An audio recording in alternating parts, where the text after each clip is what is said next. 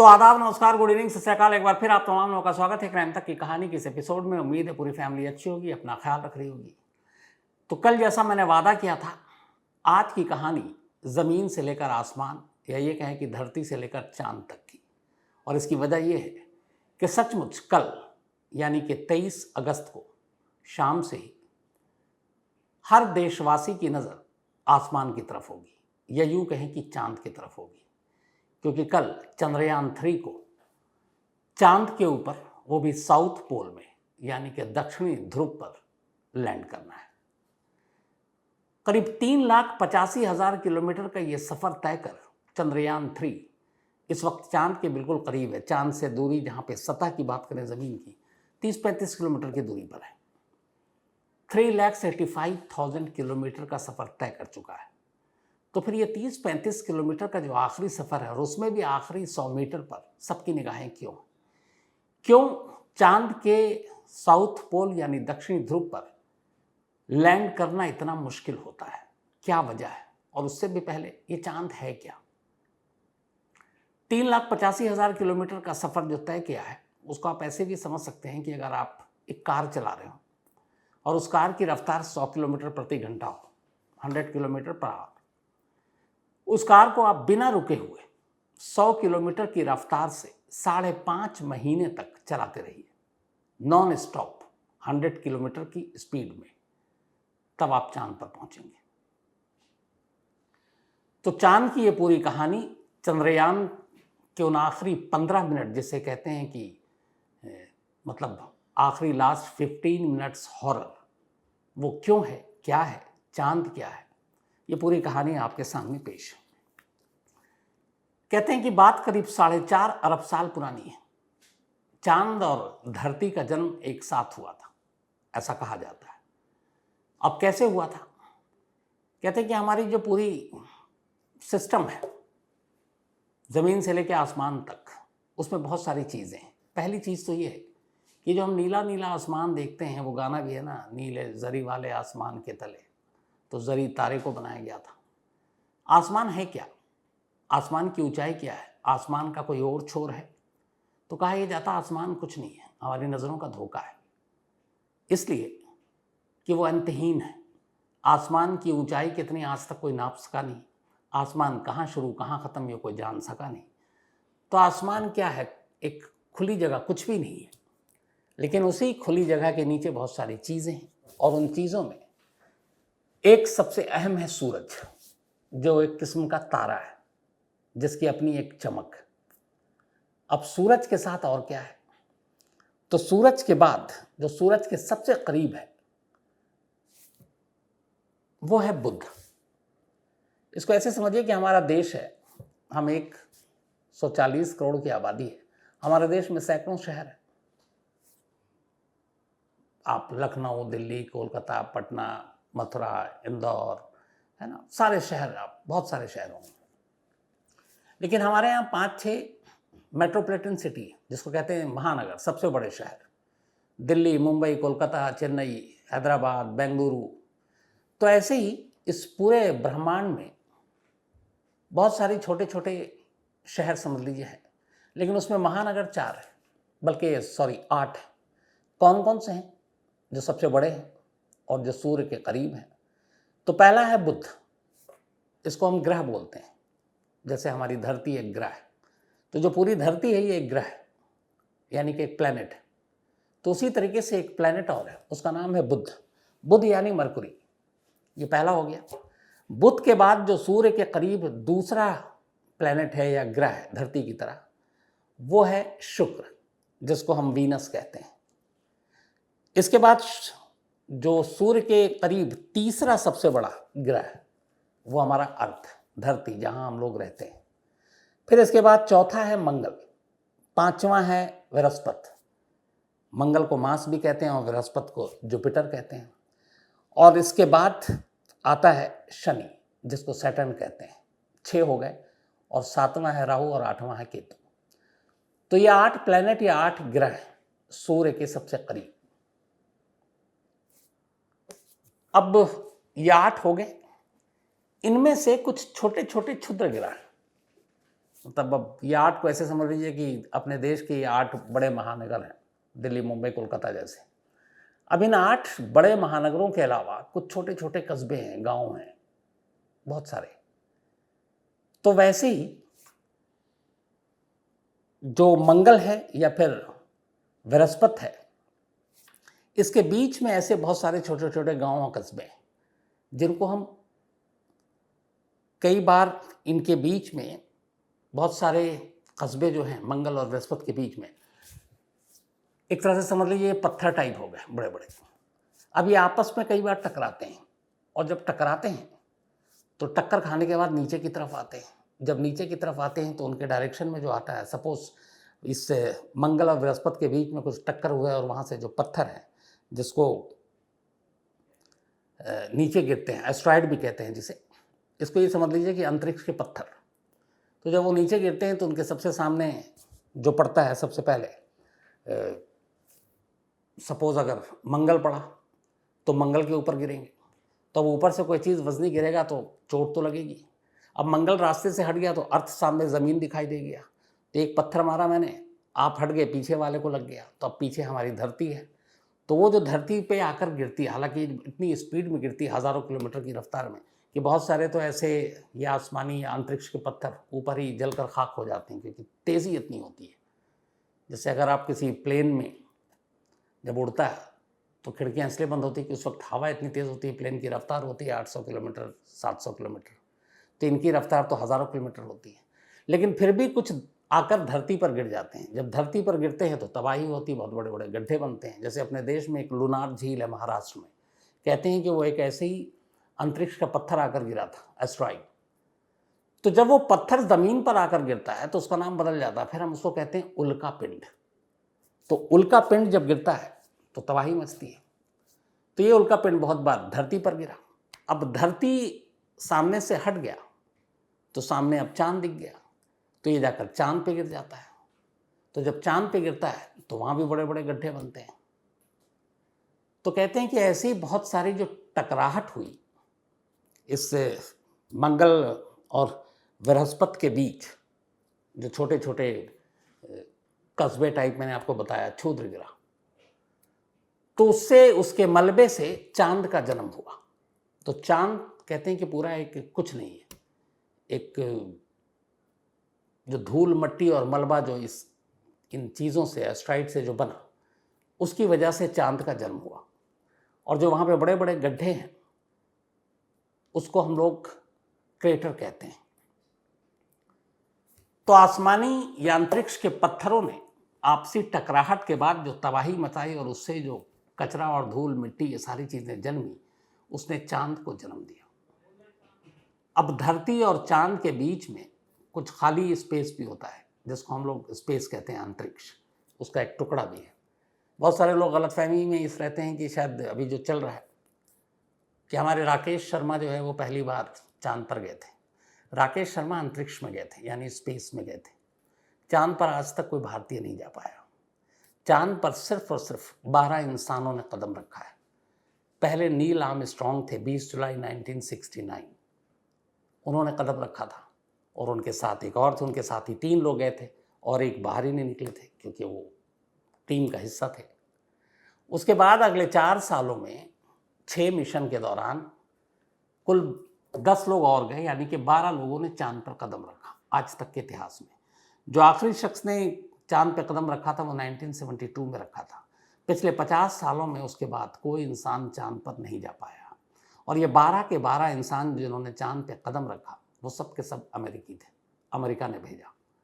आज तक किसी और देश ने चांद पर किसी इंसान को नहीं भेजा, ना कामयाबी मिली। तो इकलौता अमेरिका है जिसके 12 लोग चांद पर कदम रख चुके हैं, चांद पर जा चुके हैं।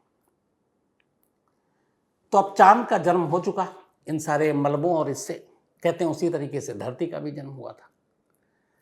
अब क्या है कि ये जितने भी मैंने आपको 8 नाम बताए, ये सारे ग्रह यानी कि प्लैनेट है। तो सूरज जो है वो एक तारा है। धरती के पास जो हमारी धरती है, जो इसकी परिक्रमा करती है, घूमती है, उसको एक तरह से सैटेलाइट बोलते हैं, उपग्रह। जैसे प्लैनेट है हमारी धरती, उपग्रह जो है तो धरती का उपग्रह या सैटेलाइट चांद है, क्योंकि वो धरती की परिक्रमा करता है। परिक्रमा करने की वजह से ही हमारे दिन और रात होते हैं, 24 घंटे का वक्त पता चलता है। तो चांद हमारी धरती का सैटेलाइट है। इसी तरीके से बुध का अपना सैटेलाइट था या फिर शुक्र का अपना सैटेलाइट था, लेकिन क्या हुआ कि सूरज के करीब होने की वजह से चुंबकीय शक्ति, सूरज ने उनके सैटेलाइट यानी उनके चांद को एक तरह से निगल लिया, खा लिया, खत्म कर दिया। तो बुध के अपना कोई उपग्रह या सैटेलाइट नहीं है, शुक्र का अपना नहीं है, लेकिन अर्थ यानी अपना है, और वो है चांद। और इसीलिए इस चांद की एक अहमियत है। सेकेंड वर्ल्ड वॉर जब खत्म हुआ तो धरती पे लगा कि अब बहुत जंग लड़ लिया यार, धरती छोटी ना पड़ जाए। बॉम्ब वॉम्ब भी बन गया था, हिरोशिमा नागासाकी पे गिर चुका था। तो ये हुआ कि अब तो बॉम्ब बनने की होड़ शुरू हो जाएगी, तो बहुत सारे लोग बॉम्ब बनाएंगे, क्या पता धरती खत्म हो जाए। तो अगर धरती खत्म हो जाएगी तो फिर कहीं और इंसान कहाँ रहेगा। तो इस सोच के साथ ये शुरू हुई कि चलो आसमान की तरफ देखते हैं। तो उस वक्त ये था पहले कि आसमान कहाँ, तो पता चला चांद और धरती के बीच में एक जगह है, खाली टुकड़ा है, उसके स्पेस कहते हैं, अंतरिक्ष। तो चलो वहाँ चल के देखते हैं इंसान जिंदा रह सकता है, बच सकता है कि नहीं। अमेरिका ने स्पेस होड़ शुरू किया। अब उन्होंने अंतरिक्ष में भेजना शुरू किया। अमेरिका ने भेजा, फिर उसके बाद रूस ने भेजा, फिर चीन ने भेजा। भारत की तरफ से राकेश शर्मा पहुँचे, पहले भारतीय और अब तक के आखिरी भी। तो स्पेस वॉर शुरू हुआ, स्पेस की सारी चीज़ें ढूंढना ढांढनी शुरू कर ली। फिर हुआ कि स्पेस बहुत हुआ, चांद को अब देखा जाए कि चांद में भी क्या ज़िंदगी है, इंसानों को बसाया जा सकता है। अब चांद की खोज शुरू करने की बात हुई। पहली बार जॉन एफ कैनेडी, अमेरिका के जो प्रेसिडेंट थे, उन्होंने ये टारगेट रखा था। एक जगह पब्लिक भाषण के दौरान उन्होंने कहा था कि अमेरिका अगले 10 सालों में चांद पर इंसान को भेजने का काम करेगी। बट इत्तेफाक से उसके बाद जॉन एफ कैनेडी की डेथ हो गई, उनका कत्ल हो गया। लेकिन उनकी मौत के बाद, करीब उनके मौत के 8 साल के बाद, सचमुच अमेरिका ने पहली बार 20 जुलाई 1969 को इंसान को चांद पर भेजा, 3 लोगों को, जिसमें पहला कदम नील आर्मस्ट्रांग ने रखा था। और इत्तेफाक देखिए कि जॉन एफ कैनेडी ने यह कहा था कि हम चांद पे भेजेंगे, जिस जगह से ये रॉकेट और अपोलो, जिसमें वो सवार होकर चंद्रयान पर बैठकर गए थे, अंतरिक्षयान जो था, वो उसी John F Kennedy space centre से उसने उड़ान भरी थी। तो उसके बाद 12 लोग कुल गए। आखिरी बार 1972 में कोई इंसान चांद पर गया था। उसके बाद 72 से जोड़ लीजिए 28 और ये 23, तो करीब करीब 51-52 साल हो गए। अब किसी ने चांद पर कदम नहीं रखा। उसकी एक तो वजह यह है कि चांद पर जाना बड़ा खर्चीला है, बहुत महंगा है। तो अब गया नहीं है, लेकिन अब हो सकता है जाए। तो नील आर्मस्ट्रांग का जिक्र आया तो आपको बता दूं कि कुकू एफएम के ऑडियो बुक पर आप डिटेल में सुन सकते हैं नील आर्मस्ट्रांग की story. Nil Armstrong, the moon walk, Neil Armstrong, किस तरीके से पहली बार एक इंसान ने चांद पर कदम रखा था 20 जुलाई 1969 को। डिटेल में कुकू एफएम के ऑडियो बुक पर Neil Armstrong, the moon walk. Kuku FM देश का बेस्ट ऑडियो शो प्लेटफॉर्म है, जिसके 15 लाख से ज़्यादा एक्टिव हिंदी पेड सब्सक्राइबर हैं, और यहाँ हर महीने 4200 घंटे के कंटेंट्स के साथ ये लगातार बढ़ रहा है। कुकू एफएम ऐप पर 10,000 से ज़्यादा ऑडियो बुक हैं, जिसे आप कहीं भी कभी भी सुन सकते हैं, हिंदी में सुन सकते हैं। इसमें biography, business, crime, entertainment, politics, तमाम बुक हैं। क्राइम तक फैमिली के लिए इस वक्त एक खास ऑफर है। कुकू एफएम ऐप के पहले महीने के सब्सक्रिप्शन पर पूरी क्राइम तक फैमिली के लिए 50% डिस्काउंट है। यानी पहले महीने के लिए सिर्फ 49 रुपये में आपको 10,000 ऑडियो बुक का ऐसा खजाना मिलेगा, जिसे आप जहाँ चाहें सुन सकते हैं और अपना ज्ञान बढ़ा सकते हैं। इस वक्त आप अपनी स्क्रीन पर एक QR कोड देख रहे हैं, इसे स्कैन करके direct Kuku FM app download कर सकते हैं। और इसके अलावा क्राइम तक फैमिली के लिए नीचे दिए गए डिस्क्रिप्शन बॉक्स में लिंक को क्लिक करें और कूपन कोड CRIME50 लगाएं, जिससे पूरी फैमिली को 50% डिस्काउंट के साथ 99 रुपये का सब्सक्रिप्शन सिर्फ 49 रुपये में मिलेगा।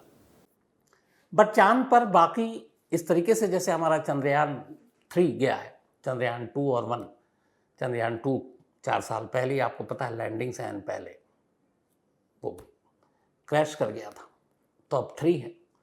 तो चांद पर अब तक जितने भी लोग गए हैं बिना इंसानों के, उन्होंने चांद के सेंटर में अपने जो रॉकेट और वो सारी चीज़ें गई हैं वहाँ पे उतारा है और लैंडिंग भी की है। बहुत सारे नाकाम रहे, लेकिन बहुत सारे सक्सेसफुल हुए।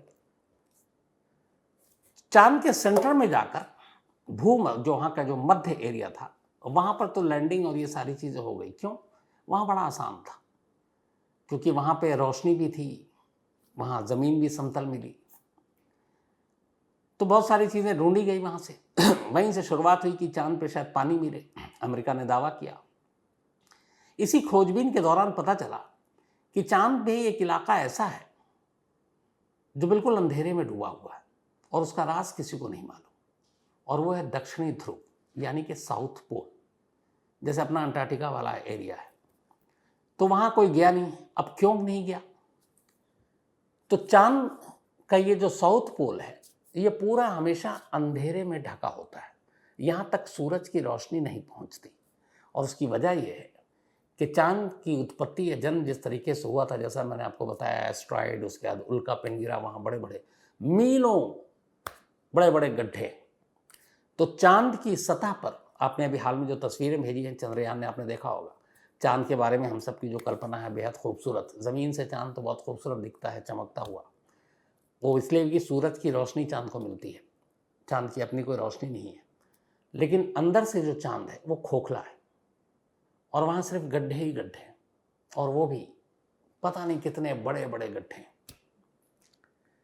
तो उन तक तो हम लोग पहुँच गए, लेकिन एक इलाका साउथ पोल, अच्छा ये गड्ढे हैं, चट्टाने हैं और कुछ है नहीं, लेकिन वो साउथ पोल दुनिया की नज़रों से दूर है। उसकी वजह यह है कि वहाँ सूरज की रोशनी कभी गई नहीं, आज तक नहीं गई। अच्छा, गड्ढों के अंदर वैसे भी रोशनी नहीं जा सकती है। आप कुएं के अंदर, घर में कुआं हो और सूरज की रोशनी आए तो कुएं के अंदर तक तो पहुंचती नहीं है। तो जहाँ सूरज की रोशनी नहीं पहुंचती वहाँ पे ठंड होता है, तो इसीलिए वहाँ पे 200, 250, 230 टेम्परेचर होता है माइनस, क्योंकि ठंड इलाका है। और वहाँ कोई गया नहीं, कोई पता नहीं। लेकिन कहते हैं कि जब सूरज की रोशनी गई नहीं, ठंड है, बर्फ़ है, तो फिर पानी हो सकता है, और पानी है तो फिर ज़िंदगी हो सकती है, और ज़िंदगी है तो इंसान वहाँ बच सकता है। तो इसीलिए ये कोशिश की गई। हमसे पहले अभी रूस ने, आपको याद होगा, अभी इसी 19 तारीख की बात है, 18 की, 11 तारीख को रूस ने इसी चांद के इसी साउथ पोल में अपना यान भेजा, और उनको लैंड करना था 18 को ही। तो इसका मतलब वो हमसे पहले अगर वो लैंड कर लेते तो रूस पहला देश होता दुनिया का जिसने चांद के साउथ पोल पर लैंड किया होता सक्सेसफुल, कामयाबी से। लेकिन बदनसीबी से एन लैंडिंग से पहले वो क्रैश कर गया। हालांकि सिर्फ उन्होंने 11 तारीख को ही भेजा था और 7 दिन में ही लैंड, जबकि हमने 14 जुलाई को यहाँ से रवाना किया है, और ये करीब 40 दिन का सफ़र है। तो अब ये भी है कि हमारा 40 दिन में और रूस 1 हफ्ते में कैसे चांद पे पहुँच गया? तो ऐसा नहीं है। चांद पे पहुँचने के लिए सिर्फ 5 दिन काफ़ी है रॉकेट के थ्रू, पर 5 दिन पहुँचने में ख़र्चा बहुत आता है, क्योंकि आपकी ईंधन की खपत बहुत होती है। इसको ऐसे समझिए कि जो हमारी धरती है, जब चांद यहाँ से रॉकेट छोड़ता है तो पहले वो, अब कितना ईंधन आप लेकर जाएंगे? गाड़ी में जब चलाते हैं तो पेट्रोल अपने सफ़र के हिसाब से ही लेते हैं ना। अगर दिल्ली से लखनऊ जाना है तो हमें पता है टैंक फुल कराना है, लेकिन एक बार टैंक फुल करा के हम दिल्ली से कोलकाता तक नहीं जा सकते, क्योंकि उतना एवरेज तो माइलेज तो मिलेगा नहीं। तो फ्यूल उसी हिसाब से होता है। 3,85,000 किलोमीटर दूर है धरती से चांद। तो अब सोचिए, श्रीहरिकोटा जहाँ से ये लॉन्च हुआ, वहाँ से 3,85,000 किलोमीटर, तो कितना ईंधन ले जा सकता है? वज़न भी तो होता है।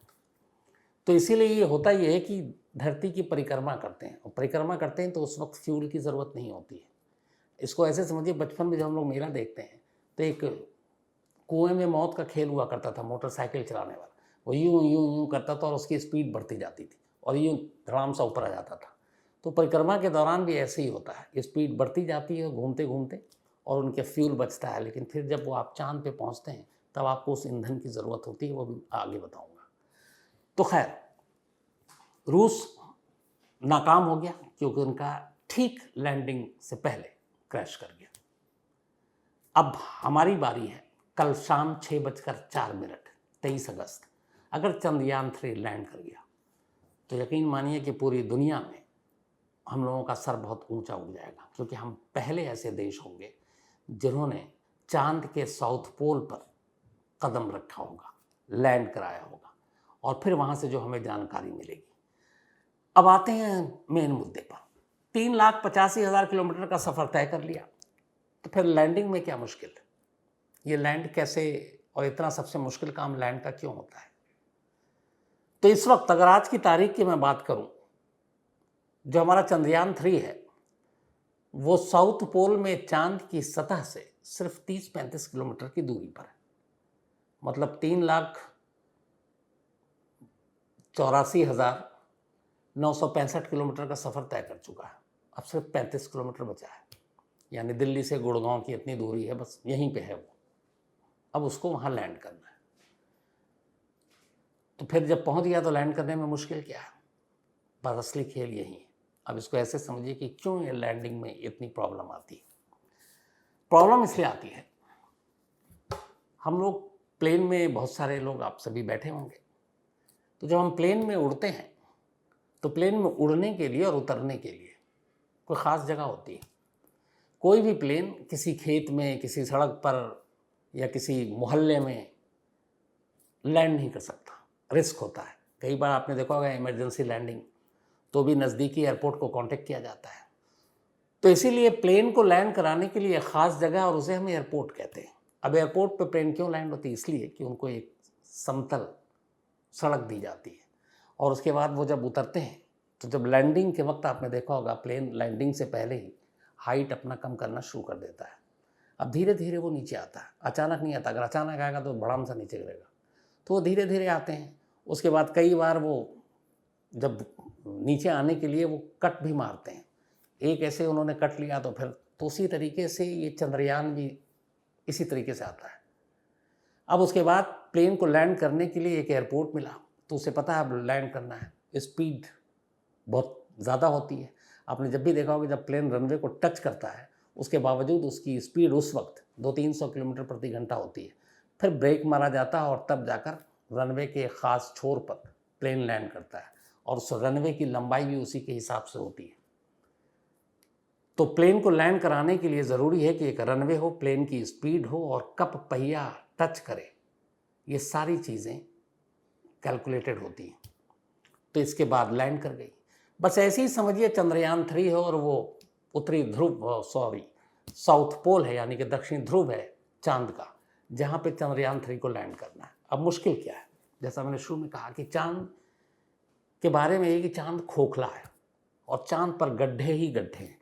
चांद के गड्ढों की भी एक लिस्ट थी कि इस वक्त चांद पर करीब करीब मतलब कई लाख गड्ढे हैं चांद के ऊपर, और वो सारे गड्ढे इतने इतने लंबे और बड़े बड़े हैं कि उसके बारे में मतलब क्या बताया जाए।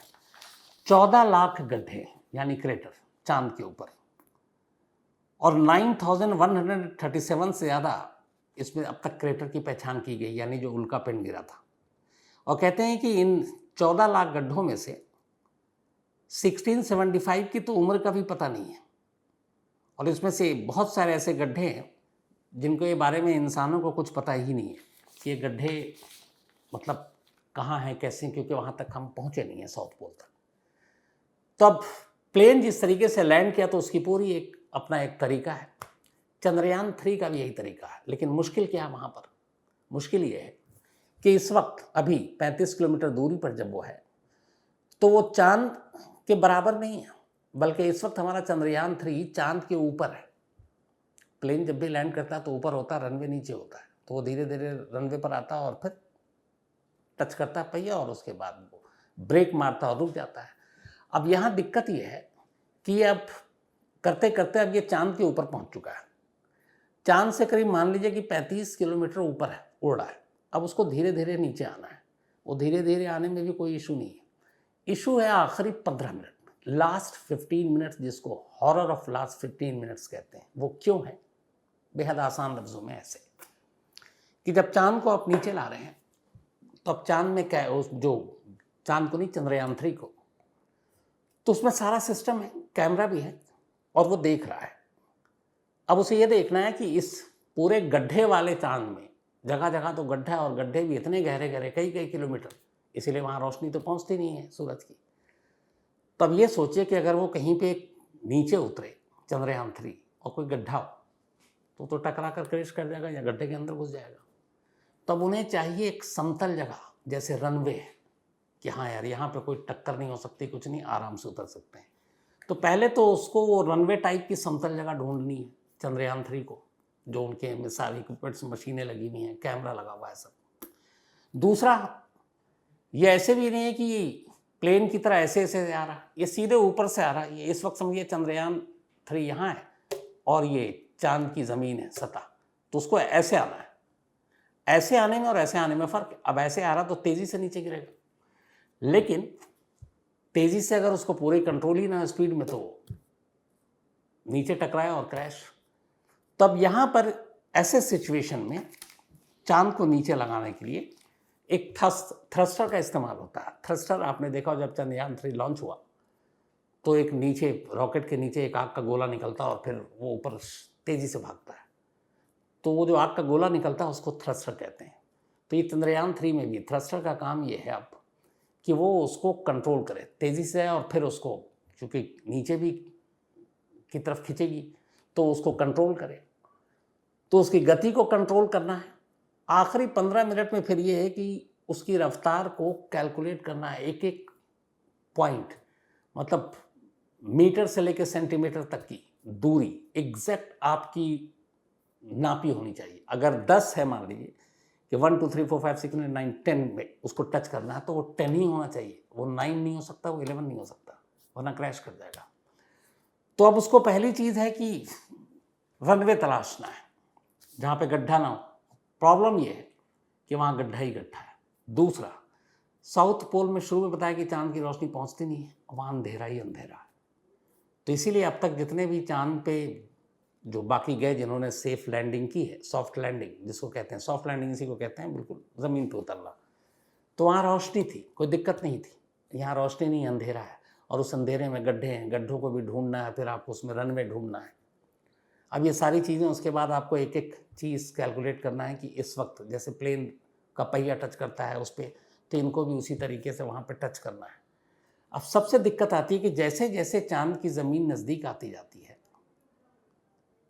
तो जो चंद्रयान 3 के साथ जो सारी मशीनें हैं वो अपने साथ, जैसे आपने देखा होगा जो चॉपर होता है उसके जब पंखे होते हैं और कहीं हेलीकॉप्टर लैंड करता है तो बड़ी तेज़ी से धूल मिट्टी उड़ती है।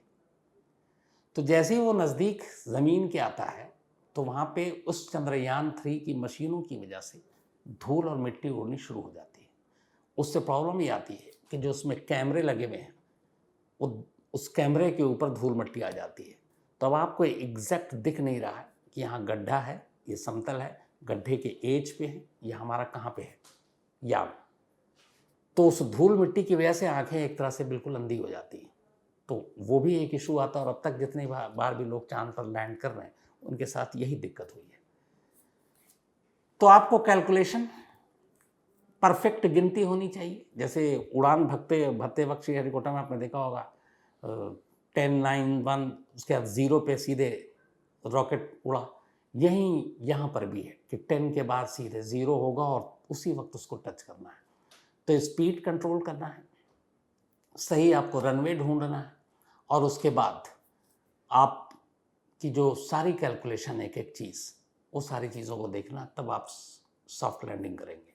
और इसीलिए इस लैंडिंग को सबसे मुश्किल लैंडिंग कहा जाता है। तो दुआ यही है कि ये हो जाए, लेकिन अब लैंड हो गया, इसके बाद क्या? तो एक बार लैंड हो गया तो अब जिस मिशन के लिए इसको भेजा गया है वो काम होगा। वो ये कि साउथ पोल में ये ढूंढना है, क्योंकि वहाँ पे बहुत सारी चीज़ें हैं जिनको लाखों साल से किसी को पता नहीं है, क्योंकि वहाँ कोई पहुँचा नहीं है।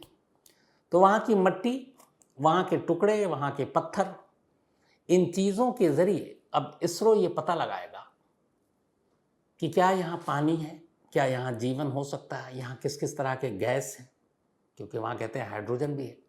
तो उससे बहुत सारी चीज़ें हो सकती हैं। आने वाले वक्त में अगर चांद पे किसी को भेजा गया तो वापसी में आपको ईंधन के टेंशन नहीं लेना पड़ेगा। जैसे यहाँ से आप लखनऊ गए और फिर आपने लखनऊ में पेट्रोल पंप है, वहाँ से आपने दोबारा भराया और दिल्ली आ गए, तो ऐसे ही होगा कि यहाँ से ईंधन लीजिए, चांद पे जाइए, चांद पे ऑलरेडी फिर गैस और ये सारी चीज़ें वो वहाँ भराइए और धरती पर आ जाइए। तो ये पता करना है, चांद की ज़िंदगी पता करनी है। और सबसे बड़ा सवाल ये है जिसको पता करना है कि चांद के ज़रिए, चांद हो गए, ये सारे ग्रह हो गए, ये धरती हो गई, इन सब का जन्म, अस्तित्व, इसकी असलियत क्या है, इस दुनिया की असलियत क्या है, ये सारी चीज़ें पता चल सकती है। और क्यों पता चल सकती है इस साउथ पोल से, अब उसके बारे में जानने के लिए ज़रूरी है कि पहले चांद की कुछ खूबी और चांद के रहस्य को जान लेते हैं। ये जो पूरा चांद है, ये हमारी जितनी बड़ी धरती है ना, इसका 27% ही है। बहुत सारे लोग समझते हैं चांद हमसे बहुत बड़ा है, मतलब जितनी बड़ी हमारी पूरी अर्थ है, धरती है, उसका सिर्फ 27% चांद है। मतलब हम उससे करीब करीब 63% धरती ज़्यादा बड़ी है। तो मतलब हमसे चांद बहुत छोटा है। इसके अलावा चांद देखने में हमें ज़मीन से हमेशा गोल लगता है, लेकिन वो अंडे जैसा है, यानी कि अंडाकार है।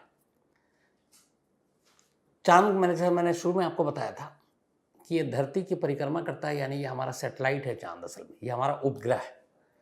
तो चांद जो धरती की परिक्रमा करता है, इसकी स्पीड जानते हैं कितनी होती है? इसकी स्पीड होती है 2300 मील पर आवर, यानी कि करीब 3700 किलोमीटर प्रति घंटे की रफ्तार से 3700 किलोमीटर पर आवर की स्पीड से चांद धरती की चक्कर लगाता है। जो दूरी है मैंने आपको बताया, एग्जैक्ट दूरी है हमारी धरती से, अर्थ से चांद की 3,84,403 किलोमीटर, 3,84,403 किलोमीटर। चांद के वजन के बारे में भी पूरी रिसर्च आई है। कहते हैं चांद का जो पूरा वेट है 81 अरब टन, 81 अरब टन का भार है इसका। जो चांद का पूरा एरिया, चांद कितना बड़ा है मैंने आपको तो बताया, धरती के मुकाबले सिर्फ 27% है, लेकिन पूरा इसका जो क्षेत्रफल है, चांद कितना बड़ा होगा, जितना बड़ा अपना अफ्रीका है उतना ही बड़ा चांद है। अफ्रीका के बराबर ये पूरा चांद है। अब चांद के लिए कुछ चीज़ें और जो बड़ी अजीब हैं। हम धरती पर रहते हैं, हम सांस लेते हैं, हमारे नदी नाले पहाड़ फूल सब कुछ है, जीवन है, खाना पीना है, तरह तरह के फल हैं, सब्जियां हैं। चांद पर सबसे जो बड़ी दुर्भाग्य की चीज़ है वो ये है कि चांद पे वायुमंडल ही नहीं है, यानी वहाँ हवा नहीं है। हवा मतलब कोई मौसम नहीं है वहाँ किसी तरह की। जैसे ऐसे समझिए कि हम बात कर रहे हैं, अभी मैं बात कर रहा हूँ, आप सुन रहे हैं, तो हमारी बात को आप तक कोई चीज़ पहुँचा रही है। वो हमारे यहाँ बहुत सारे ऐसे गैस या इस तरह की चीज़ें होती हैं जो ट्रैवल करती हैं और आपके कानों तक पहुँचती हैं, क्योंकि यहाँ वायुमंडल है, हवा है। चांद पर हवा है ही नहीं, वायुमंडल उनका अपना कोई है ही नहीं। तो इसका मतलब है कि अगर चांद पे दो लोग आपस में बात कर रहे हों तो एक दूसरे को सुन ही नहीं सकते, सिर्फ उनके लिप्स हिलते हुए दिखाई देंगे, सुनाई कुछ नहीं देगा, क्योंकि वायुमंडल है नहीं। आपकी आवाज़ तैयार कर जो भी जरिया है उसके ज़रिए उस कान तक पहुँचाया नहीं जा सकता। तो ऐसे में ख्याल आया, एक साथी कह भी रहे थे कि मियाँ बीवी के लिए चांद सबसे अच्छी जगह है। क्यों? झगड़ा ही नहीं होगा। दोनों अगर झगड़ रहे हैं और एक दूसरे को कुछ बोल रहे हैं तो कानों तक तो आवाज़ आ नहीं रही है, तो फिर झगड़ा ख़त्म हो जाएगा। खैर ये मजाक की बात है। तो चांद में कई लोग ये कहते हैं कि चांद पे जाकर इंसान बहरा हो जाता, बहरा नहीं होता। वहाँ चूँकि उनका अपना वायुमंडल ही नहीं है कोई, जैसे हमारे हैं, तो इसलिए आवाज़ भी कान तक नहीं पहुँचती है। और यही वजह है कि जहाँ वायुमंडल नहीं है तो वहाँ धूल मट्टी ये सारी चीज़ें नहीं है, और जो चीज़ जहाँ है वो वहीं है। कई बार आप अगर रेगिस्तान में जाएं तो हवा चलती है, रेत उड़ाकर, रेत का टीला अगले पल कोई और दिखता है। यहाँ अगर कूड़ा करकट आप देखेंगे, आंधी चली उड़ के वहाँ पहुँच गया। चांद पर जब हवा ही नहीं है, वायुमंडल ही नहीं है, तो उसका अंदाज़ा इससे लगाइए 20 जुलाई 1969 को नील आर्मस्ट्रॉन्ग चांद पर कदम रखने वाला पहला इंसान था। आज हम 2023 की बात कर रहे हैं।